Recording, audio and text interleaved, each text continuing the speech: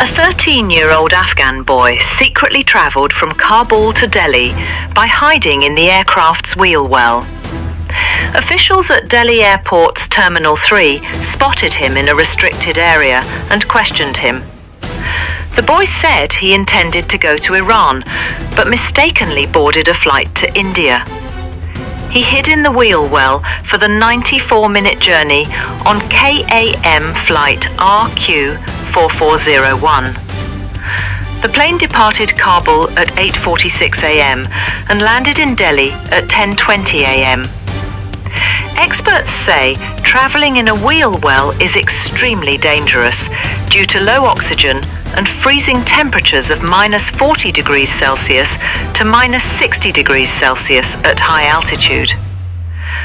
Most people do not survive such conditions. Dr. Ritin Mahindra from PGIMER explained that at 10,000 feet, oxygen levels are so low that unconsciousness can occur within minutes. This is the second such incident in India. In 1996, two brothers hid in a British Airways Boeing 747 wheel well from Delhi to London. Only one survived. The incident has raised serious security concerns at Kabul airport.